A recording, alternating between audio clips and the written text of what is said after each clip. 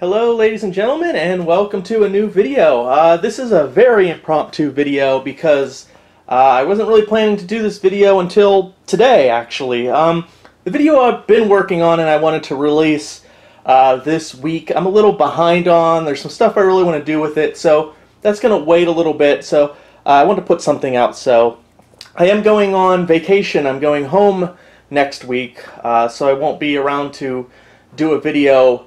But while I'm home, if you ever watch my videos, I refer to a storage unit with a lot of cool stuff in it. Hopefully I'll do a little short impromptu video with that storage unit if I can get to it while I'm home, show you some of the cool stuff in there that I probably won't get to review or look at, or at least not for a while, unless I either move back east or I spend an exorbitant amount of money to have that stuff brought here where I don't have room for it anyways. So yeah. Kind of a waste of money just sitting in storage for 10 years. But anyways, let's talk about this machine here.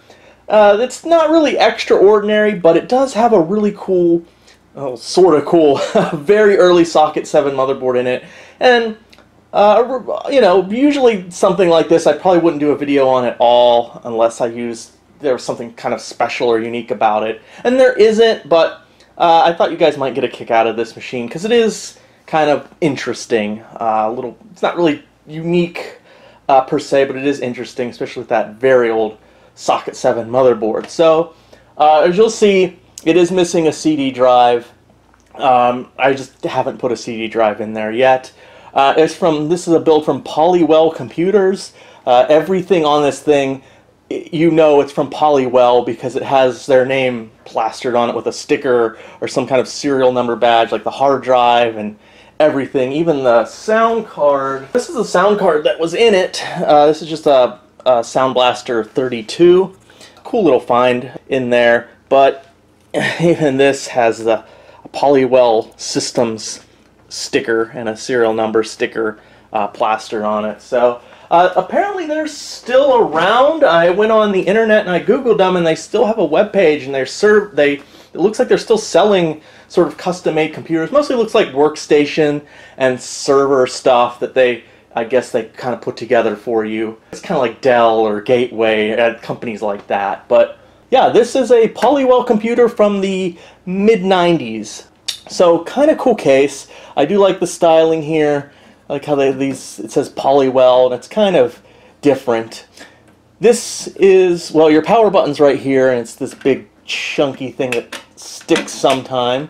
And up here we have a turbo button, and a reset button, and a key, and then we have our lights for the turbo, the hard drive, and the power, which is up here.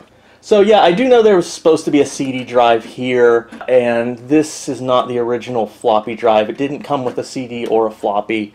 So I put in a floppy drive. So I'm going to flip it around real quick and we'll look at the back. Alright, so here is the rear of the machine.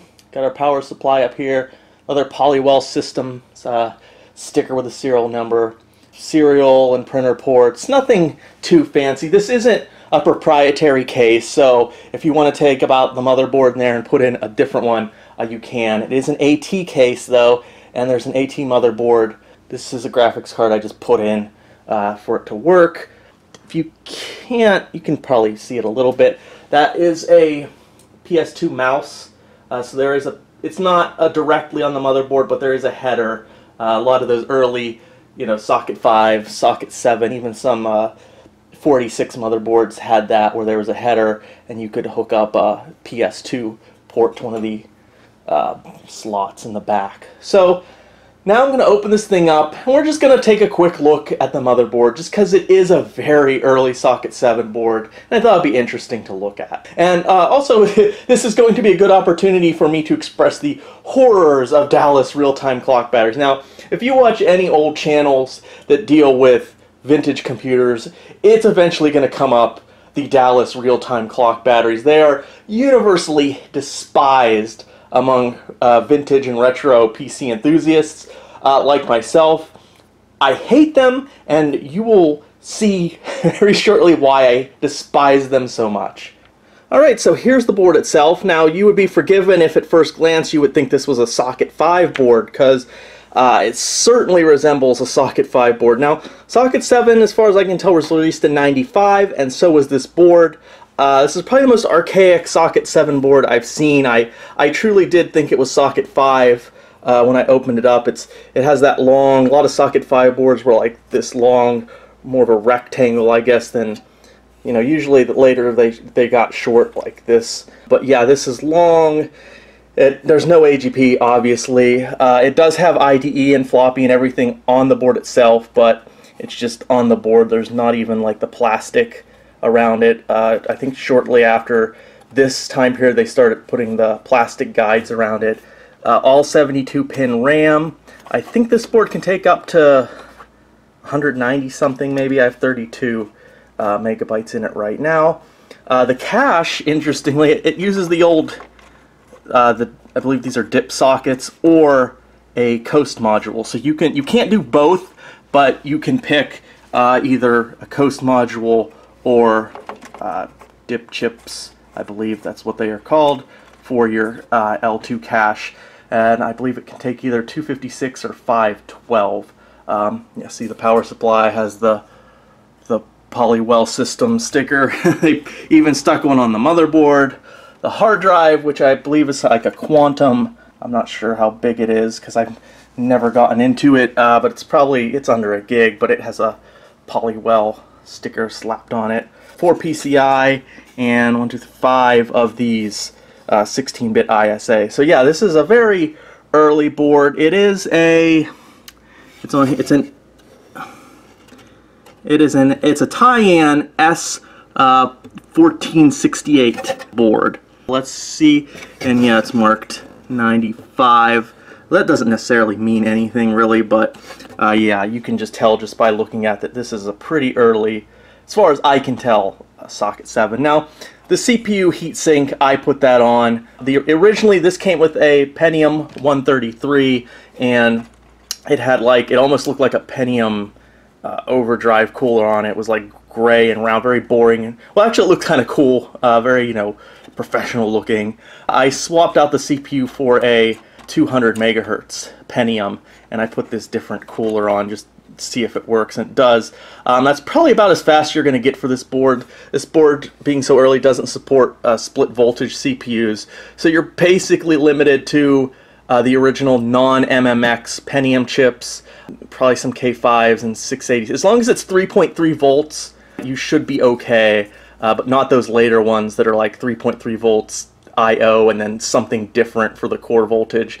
Those probably won't work. You might be able to get away with like a 3.2 volt chip with proper cooling. I asked around on the vintage computer forums, and that seems to be the consensus, so you're pretty much stuck with the early Pentium's non-MMX for this thing. So it does support 5 volt and 3.3 volt, but nothing else.